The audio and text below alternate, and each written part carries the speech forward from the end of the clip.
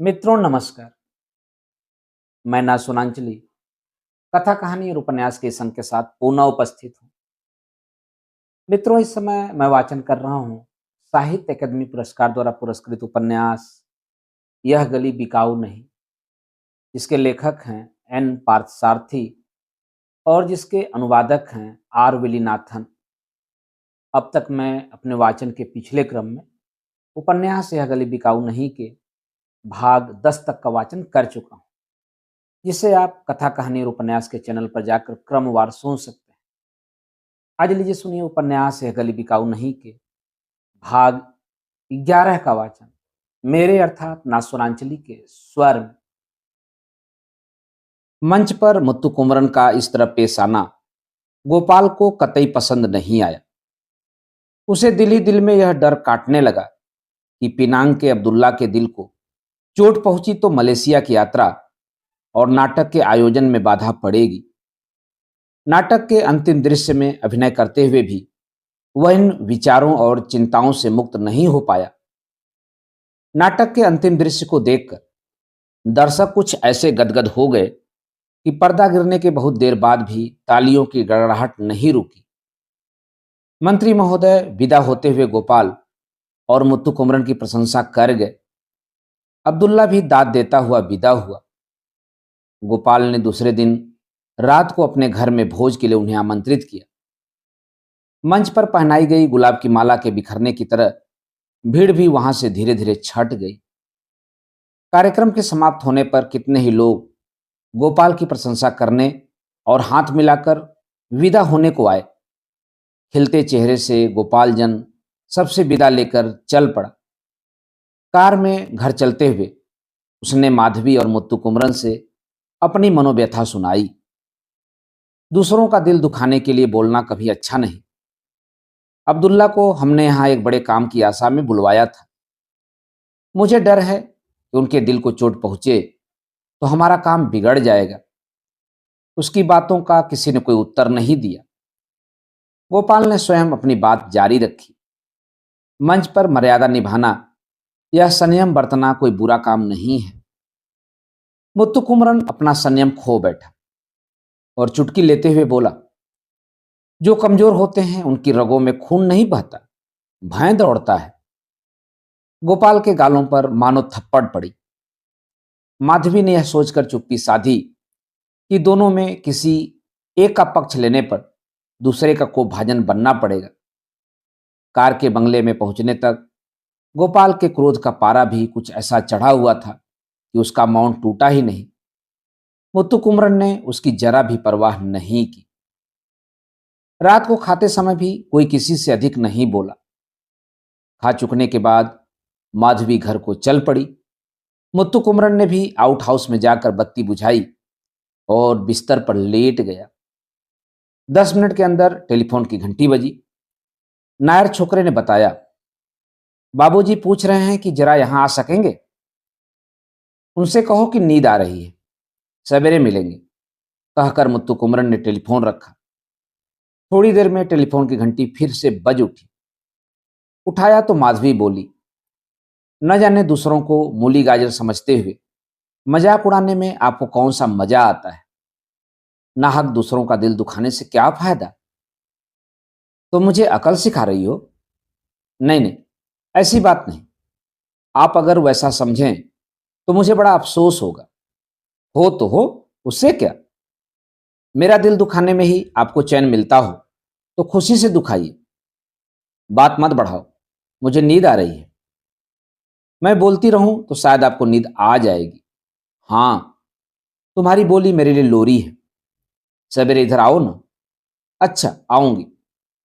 मुत्तु कुमरन ने फोन रख दिया। पहले दिन के स्टेज रिहर्सल में बड़ी देर हो जाने और अधिक जागरण की वजह से मुत्तु कुमरन को सचमुच बड़ी नींद आ रही थी। लेटते ही वह ऐसी गहरी नींद में सो गया कि सपने भी उसकी नींद में खलल देते हुए डर गए। सवेरे उठते ही उसे गोपाल का मुंह देखना पड़ा। गोपाल हंसता हुआ बड़ी आत्मीयता से बात कर रहा था, मानो पिछली रात कुछ हुआ ही न था। वह बता रहा था, आज सवेरे उठने के पहले 4-5 सभाओं के सचिवों और अधिकारियों ने फोन किया था। एक ही दिन में हमारे नाटक की बड़ी मांग हो गई है। अच्छा। मुत्तु कुमरन के मुख से इस एक शब्द को छोड़कर कुछ नहीं निकला। गोपाल के इस असमंजस को मुत्तु कुमरन अच्छी तरह देख पा रहा था। गोपाल एक और उस पर गुस्सा उतारने की तैयारी कर रहा था और इस कोशिश में हार कर दूसरी ओर उसी की शरण में आ रहा था। अगले 2 हफ्तों में हमें मलेशिया जाना होगा। अपनी नाटक मंडली के साथ जाकर 1 महीना वहां नाटक खेलना है, तो बहुत सारा प्रबंध करना पड़ेगा। काम अभी से शुरू करें तभी पूरा हो सकता है। गोपाल ने ही बात आगे बढ़ाई। हाँ, बुलाने पर जाना ही है। अब भी मुत्तु कुमरन के मुख से नपा तुला उत्तर ही मिला।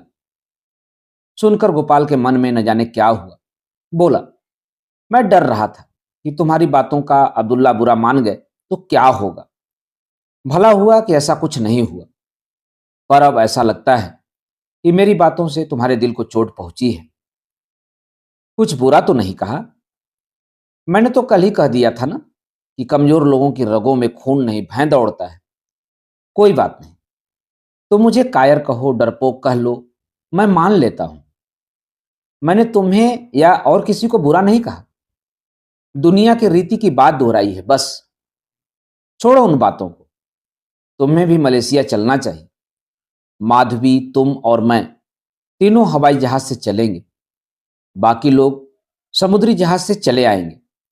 सीन सेट वगैरह को भी जहाज से भेज देना पड़ेगा। मैं वहां जाकर क्या करूंगा? तुम लोग तो अभिनेता हो। तुम लोगों के न जाने से नाटक ही न चलेगा। मेरे जाने से किसे क्या लाभ होगा? मुत्तु कुमरन ने पूछा। ऐसा ना कहो, तुम्हें भी जरूर जाना चाहिए। कल ही पासपोर्ट के लिए अर्जी दे देने का प्रबंध कर दूंगा। आज रात अब्दुल्ला को अपने यहां दावत पर बुलाया है। बात पक्की हो गई तो यह समझो सारा काम बन गया। हाँ हाँ, किसी तरह काम बन जाए तो ठीक। इस तरह उखड़ी बातें करोगे तो कैसे काम चलेगा?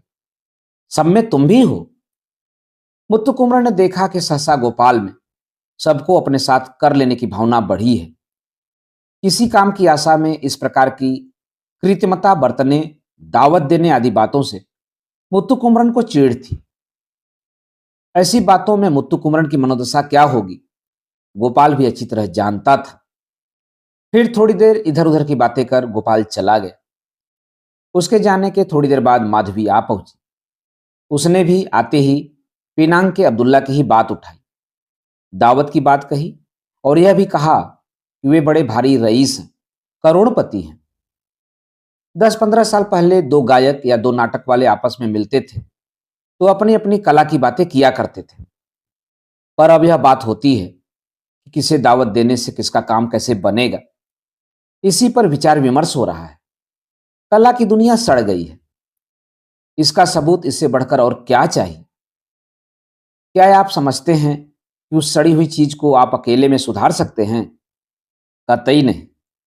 दुनिया को सुधारने के लिए मैंने अवतार नहीं लिया, लेकिन 2 पुस्तों को एक साथ देकर विचार कर रहा हूं। राजाधिराजों को अपने द्वार पर आकर्षित करने वाले वे पुराने गंभीर कलाकारों और मंत्रियों और नाम बड़े प्रदर्शन छोटे वाले व्यक्तियों के दरवाजों पर मारे मारे फिरने वाले आज के बौने कलाकारों में मुकाबला कहां? तुलना कर देखता हूं तो दिल को ठेस पहुंचती है माधवी। यह कहते कहते मुत्तु कुमरन भाव विभोर हो गया तो माधवी के समझ में नहीं आया कि क्या जवाब दे। थोड़ी देर के मौन के बाद पलटती हुई बोली, नाटक लोगों को बहुत भा गया है। सभी बड़ी प्रशंसा कर रहे हैं। सभा वालों में डेट के लिए होड़ सी लग गई है। सब आपकी कलम का कमाल है। तुम्हारा अभिनय भी कहां कुछ कम था। मुझे चापलूसी की बातें ज्यादा पसंद नहीं। तुमने प्रसंग छेड़ दिया तो मुझे भी बराबर होकर तुम्हारे कदम पर चलना पड़ रहा है। अच्छी बात को अच्छा कहना क्या कोई गलत काम है? आजकल तो लोग बुरी से बुरी चीज को भी अच्छी से अच्छी चीज साबित करने की कोशिश क्या, उसे साबित ही कर देते हैं। इसलिए सचमुच की अच्छी चीजों के विषय में मुंह पर लगाम लगानी पड़ रही है। लगानी पड़े तो पड़े, पर मैं तो आपकी तारीफ सुनकर अघाती नहीं।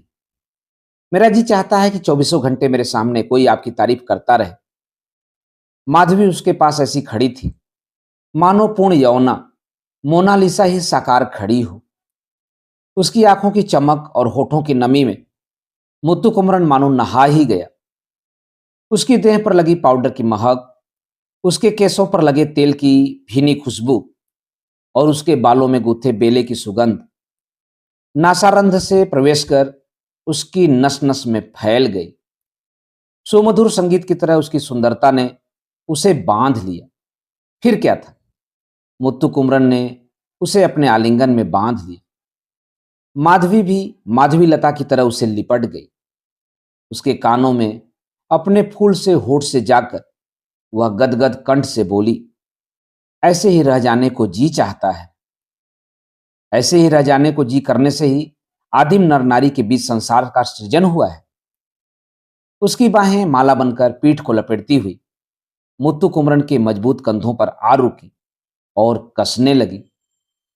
इसी समय थोड़ी दूर पर बंगले से आउट हाउस को आने वाली वीथी पर किसी के जूतों की चरमर सुनाई दी। हाय हाय, लगता है गोपाल जी आ रहे हैं। छोड़िए छोड़िए। माधवी घबराकर अपने को छुड़ाने लगी। मुत्तु कुमरन को यह नहीं भाया। उसकी आंखें लाल हो गईं। माधवी को घूर कर देखते हुए उस पर अपना गुस्सा उतारा। कल रात को नाटक से लौटते हुए मैंने गोपाल से जो कुछ कहा था उसी को तुम्हारे सामने भी दोहराता हूं कि कमजोर की रगों में खून नहीं, भय का भूत दौड़ता है। गोपाल यह सुनते हुए अंदर आया और बोला, कल रात से ही कविता की भाषा में कोस रहे हो गुरु। माधवी ने झट से संभल कर होठों पर स्वाभाविक हंसी लाकर गोपाल का स्वागत किया। माधवी, तुम्हारी तस्वीरों की 2 प्रतियां चाहिए पासपोर्ट के आवेदन के लिए। सोच रहा हूं कल ही सारे आवेदन भेज दो। मुत्तु कुमरन साहब को भी फोटो स्टूडियो में जाकर फोटो खिंचवाना चाहिए। दोपहर तक तुम्हें ले जाकर फोटो का इंतजाम कर दो। 2 दिन बहुत कम है, गोपाल ने कहा। कहाँ? पांडी बाजार के सनलाइट स्टूडियो में ही ले जाऊं क्या?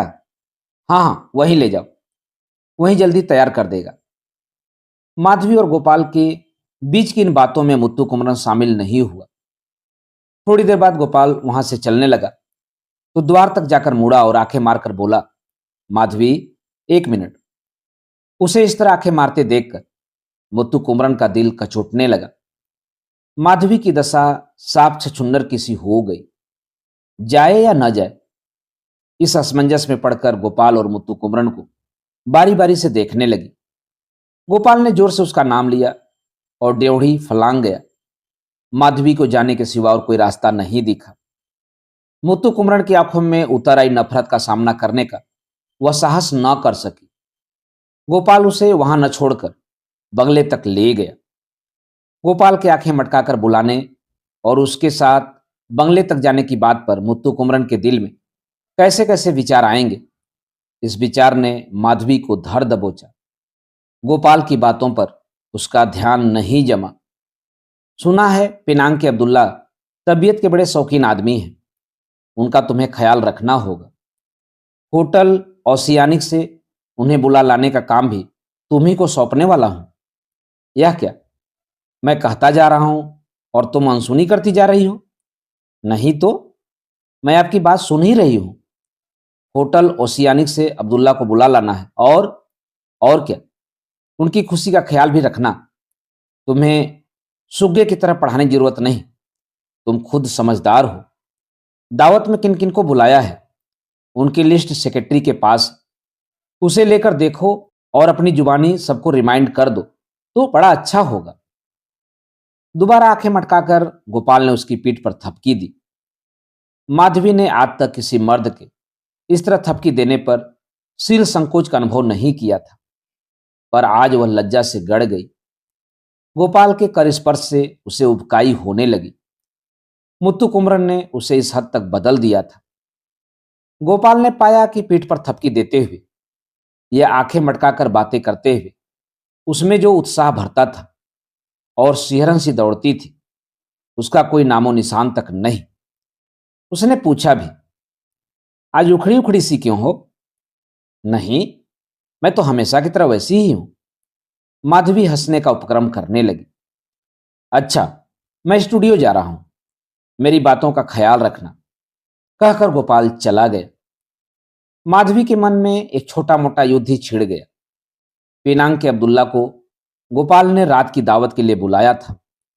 उन्हें लीवा लाने के लिए शाम को 7 बजे के करीब जाना काफी था। लेकिन गोपाल के बात करने के ढंग से यह ध्वनि निकल रही थी कि पहले ही जाकर उनसे हंसी खुशी भरी चूहल करती रहो और उसे लीवा ला। माधवी के मन में इस लम्हों में वे सारी पुरानी स्मृतियां उभर आईं, जब कभी भी गोपाल ने आंखें मटकाकर 1 मिनट इधर आओ कहकर बुलाया है और इसी प्रकार का काम सौंपा है। वहां जाकर उसने क्या क्या नहीं किया। ओह, उन्हें दोबारा सोचते हुए उसे संकोच हो रहा था और वह शर्म से गड़ी जा रही थी। मुत्तु कुमरन जैसा कलागरों में फूला रहने वाला गंभीर नायक उसके जीवन में नहीं आया होता तो उसे आज भी ऐसा शील संकोच नहीं हुआ होता। दुनिया में कुछ ऐसे लोग होते हैं जिनके संपर्क में आने पर उसके पहले के जीवन के बेहुदा तरीकों को याद करते हुए संकोच महसूस होता है। याद आए तो चुल्लू भर पानी में मरने को जी करता है। माधवी और मुत्तु कुमरन का संपर्क ऐसा ही था। गोपाल की बातों में जो ध्वनि थी उसके अनुसार तो माधवी को उसी समय होटल जाकर अब्दुल्ला से मिलना होता, शाम को 7 बजे तक उसके साथ रहकर लीवा लाना होता। लेकिन माधवी ने उस दिन ऐसा नहीं किया। वह सीधे मुत्तु कुमरन के सामने जा खड़ी हुई, लेकिन उसकी आंखें उस पर अंगार उगलने लगी। आवाज में बिजली कड़क उठी। क्या हुआ ही? उसने आंखें मारकर बुलाया था ना। न जाने मैंने क्या पाप किया कि आप भी मुझ पर नाराज होते हैं। उसका इस तरह आंखें मटकाने का तरीका मुझे बिल्कुल पसंद नहीं है। तो मैं क्या करूं? क्या करूं? पूछती हो क्या करूं? पालतू कुतिया बनकर उसके पीछे पीछे भागती रहो। इससे बढ़कर और करने को क्या रखा है? गालियां दीजिए, खूब गालियां दीजिए, मुझे कोई आपत्ति नहीं होगी। मैं सब कुछ सुनने को तैयार हूं, सहने को तैयार हूं। कुतिया, चुड़ैल, मान मर्यादा ही न हो तो सब कुछ सुना जा सकता है, सहा जा सकता है, कुछ असर नहीं पड़ता। आपके संपर्क में आने पर मैं बहुत कुछ बदल चुकी हूं। जब आप ही दोस्त थोपेंगे तो मैं क्या करूंगी भला? डूब मरूं कहीं? पहले मेरी बातों का जवाब दो। उस धूर्त ने तुम्हें बुलाया क्यों? बात कुछ नहीं, अब्दुल्ला को दावत के लिए बुला लाना है। जाना किसे है? और किसे? मुझी को। तुम क्यों जाओगी? वहीं जाए, या फिर वह अपने सेक्रेटरी वेक्रेटरी को भेजकर बुला ले। जब मुझे बुलाकर कहा है तब मैं ना कैसे कह दूं? हाँ, नहीं कह सकती। इसीलिए मैं कल से रट लगा रहा हूं। कमजोर की रगों में खून नहीं, भय दौड़ता है। कला के हर क्षेत्र में आज व्यापार की बाजारी मिलावट आ गई है। अब इसे सुधारा नहीं जा सकता। जैसे लोग अकालग्रस्त बेची न जाने वाली चीजें भी बेचकर पेट भरते हैं, वैसे ही आज के कलाकार किसी भी हालत में न खोई जाने वाली चीजें गवाकर अपने पौने अस्तित्व को बचाने के लिए पैसे के पीछे मारे मारे फिर रहे हैं। मैं मद्रास में ऐसे ही कलाकारों को देख रहा हूं, जिनमें अपनी कला को लेकर गर्व अनुभव करने की तनिक भी मनोदृढ़ता बाकी नहीं रह गई है। यह इस युग की महामारी ही है। आपकी इन बातों को सुनने के लिए काश मैं 10 साल पहले आपसे मिली होती। कहते कहते माधवी का स्वर भर गया। मुत्तु कुमरन उसके पश्चाताप से प्रभावित हुआ। उसके संताप से उसका दिल पिघल गया। बात करने को कोई सिरा मिला ही नहीं, तो वह कुछ देर तक टकटकी लगाए उसे देखता रह गया। माधवी ने उसका मौन तोड़कर पूछा, कहिए, अब मैं क्या करूं? मुझसे क्यों पूछती हो? आपको छोड़कर और किससे पूछूं? उन्होंने जैसा कहा, मैं अब्दुल्ला से मिलने अभी नहीं जाऊंगी। अगर गई भी तो शाम को जाऊंगी, और मैं अकेले नहीं, आपको भी साथ लेकर जाऊंगी। मुझे? मुझे क्यों? मेरे साथ आप नहीं जाएंगे तो कौन जाएगा? यह वाक्य सुनकर मुत्तु कुमरन का तन मन पुलकित हो उठा। मित्रों, अभी आप सुन रहे थे उपन्यास यह गली बिकाऊ नहीं के 11वें भाग का वाचन मेरे अर्थात नासोनांचली के स्वर में। मित्रों, उपन्यास यह गली बिकाऊ नहीं के आगे के भागों का वाचन आप मेरे वाचन के अगले क्रम में सुन सकते हैं। तो जुड़े रहिए कथा कहानी और उपन्यास के साथ। धन्यवाद। नमस्कार।